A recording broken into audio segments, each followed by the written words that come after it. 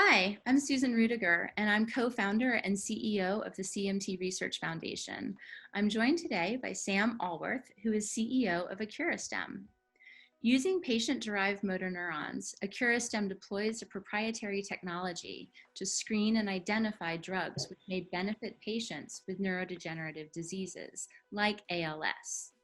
But with funding from the CMT Research Foundation, AcuraStem has expanded their portfolio to include CMT. Hi, Sam, and welcome. Thank you, Susan. It's great to be here. Thank you. So tell me a little bit, Sam, why is AcuraStem's approach a good choice for CMT? Well, it was really the CMTRF that brought us to CMT. We are well known for our ability to make neurons and model disease. We started in ALS, and the CMTRF approached us because also working in motor neurons with the CMT2A. And so that was really kind of the first I learned about CMT. And, you try to be up to speed on everything, but there's so many indications in neurodegeneration. And so really it was through you that I got educated, and you've put together a really amazing scientific advisory board, and you've made that resource available to us. So through collaborating with the CMTRF and you, Susan, it was as if my staff doubled. All of a sudden I had CMT clinicians I could call and experts in CMT disease pathology. And so that's really attractive to a startup biotech like us. And it was a big enabler for us to look into CMT and how we could help. We have our iNeuroRx platform, which, as you mentioned, allows us to create motor neurons from patients. So this is a really exciting way to look for treatments in neurodegenerative diseases like CMT.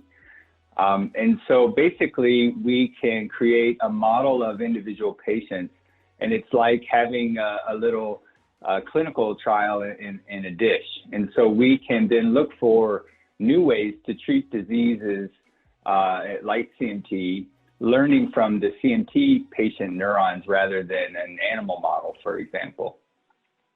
So these are authentically, genetically correct patient motor neurons, but you didn't have to go into the patient and grab some of their nerves. You were able to do this by using their blood and their skin. Is that right? Yeah, so this is a technology from the field known as induced pluripotent stem cell technology or cellular reprogramming technology. And, without going into too much detail, this was figured out by Shinya Yamanaka, who studied how embryos developed, and he figured out that we could do it in reverse. So you could take a skin cell or a blood cell, turn it into a stem cell, and then into other cells like neurons. So what we're really good at AcuraStem is creating these patient-specific models. So individual patients, their motor neurons, and as you so well put it, these have the exact same genetic background as the patient. So if we think that these diseases are driven by genetics, but we just don't know what the causative mutation is, this is a great way to model the disease in the dish. Okay, so we have helped you procure some stem cells from a patient with CMT2A, and tell me what you've been able to do with those. Well, the first thing that we did was establish a disease-relevant phenotype. So we had seen before with our work in ALS that in the dish, the motor neurons from ALS patients didn't survive as long as those from healthy controls. So essentially, the motor neurons from the sick patients had motor neuron degeneration more so than the controls, and we've used that for screening. So the first thing we did with the CMT2A patient was asked if they had a similar phenotype, or whether phenotype being that difference in survival or that evidence of degeneration. And they did. You know, we thought we might have to induce a difference or cause a difference, but the difference was there, and it's a very repeatable, very big difference. So that gives us a great platform for then looking for treatments that can help the motor neurons survive longer, like the healthy controls. Have you seen any successes like this in your ALS work or in any other diseases that you think might be relevant to CMT? Yeah, this type of approach using IPS technology is becoming more and more adopted. I mean, certainly in our experience for the last 3 years, when we present our data, it's really becoming, you know, the new standard or the cutting edge of the kind of preclinical data you want to see. And so with our ALS work, we've been very pleased that all 3 of the programs that we're developing have translated into animal models. What I mean is the things that we see working in the patient neurons also work in the animal models of disease. And it's always a question, you know, if it doesn't work in the animal model, how big a problem is that? Because those haven't been very predictive. But the challenge is that the neurons in the dish are not in a living system. So you want to see that the way that you're treating the disease, you know, it's going to work in a living system as well, and it's not just some artifact of being in an experiment, you know, in a cell culture. So tell me a little bit about where we are with the CMT program at this point and how you feel about it. Oh, I think the CMT program went really well. As I said, we you know, the particular patient neurons are really lovely neurons, and they give us a really good experimental platform. And so we have screened over around 2,500 drugs, and these are all FDA approved or drugs which have been tested in the clinic. And so this is just the first pass screen, and so the idea is you don't want to miss anything. And so we've discovered 20 to 30 compounds that really rescue the motor neuron survival in the patient. And so so to answer the question, I think those, you know, the majority of those are going to be legit. We'll need to revalidate those, but I mean, probably we're looking at 10 to 20 kind of new ideas for how to treat CMT. And so tell me from your perspective, why someone like myself who's living with CMT, why should the CMT patient community be excited about this? Well, this is going to be a lot of new information, you know, that we together as your collaborator and CMTRF can put out to the community, you know, of the different mechanisms. So each of these drugs is a drug, you know, that you can go out and buy, but it's also a way of treating the disease, and that should be very informative to the community. And then, depending on, you know, who's the manufacturer and the situation around how to take it forward, you know, these things could go very quickly into phase 2, 3 clinical trials because they've already been tested in humans or even approved, or even, you know, some of them may be off patent and would be quite easy to take into clinical trials. So, you know, it's so exciting that we're taking a look at drugs that some have passed their safety tests and there's toxicity tests, and some are even approved for use in people right now. It's an exciting evolution for CMT for sure. I know in many cases, repurposed drugs feels like the fastest way to a clinical trial and a treatment. And obviously to a community that doesn't have a treatment right now, fast is good. Fast, safe, and effective is good, right? Absolutely, yeah. So knowing that this project is really identifying some of these top drugs that we think might work, these top candidates, what would be the next steps after that? They will need to go into a clinical trial for CMT to get the approval and the insurance. I forgot to mention that our own drug also did very well for treating the CMT patient, and we're excited to collaborate with the CMTRF to move that forward into animal studies. Yeah.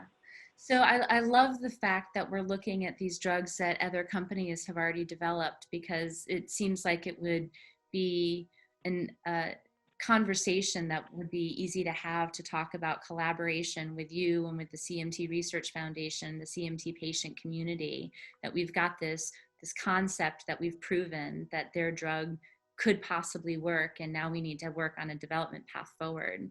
I mean, as you well know, CMT affects 3 million people in the world. And if we can take a portion of that population and give them a drug and tell the pharmaceutical companies about it, there might be a high level of interest there. I sure hope so. Yeah. At this point, what can the CMT patient community do to support your work and all the other work that biotechs are doing? I mean, how can the patients be a part of this? Oh, well, the CMTRF, I mean, by supporting groups like you is one way, and you guys are doing amazing work on the treatment side. And I think the other real important piece is the clinical trial piece. So for CMT patients to get more startup biotechs to develop drugs for CMT, it's important to have clinical trials that are really well executed. And so what does that mean? You know, in neurodegeneration, largely in ALS, you know, in particular, there's been so many failed drugs, so many failed clinical trials.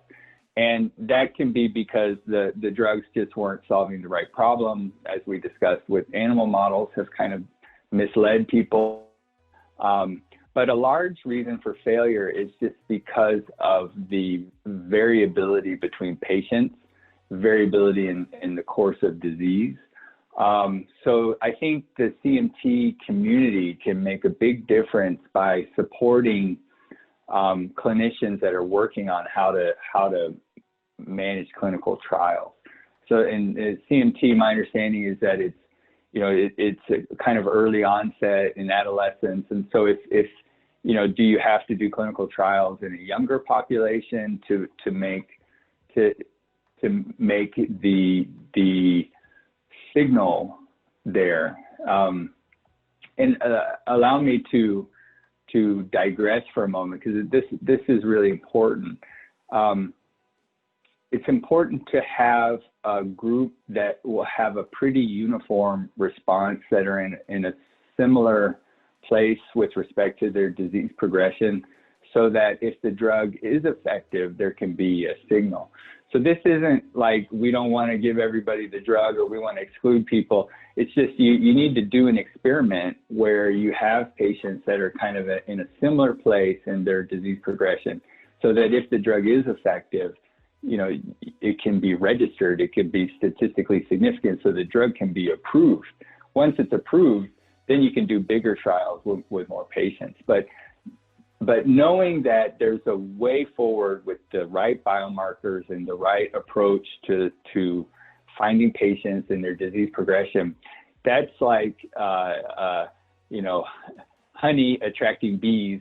It's going to attract a ton of interest from startup biotechs like AcuraStem to develop treatments for CMT, because we know that we have a good chance of success if we go into that clinical trial. Right. So it sounds like patients need to get to see a CMT expert and have a baseline established, and to enroll in the patient registry.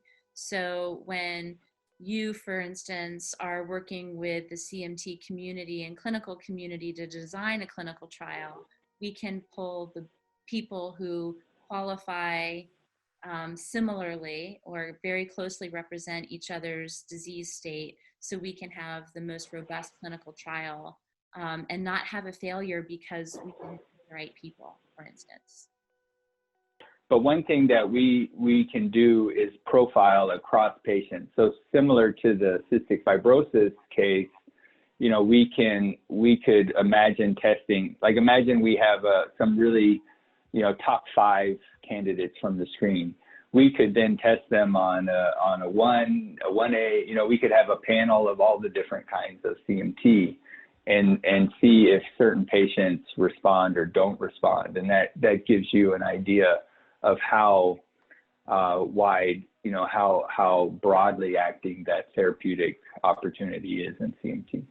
Thank you for supporting the disease and for giving hope to the patient community. As you know, we haven't had a whole lot of hope over the last 140 years since the disease has been found. And it feels really exciting to be a part of this new momentum. And I'm grateful to have you all as partners in this journey. So thank you. No, and thank you. And the CMTRF has done a great job of bringing AcuraStem to the CMT community. I hope we can continue to help each other for the long haul and get some drugs approved.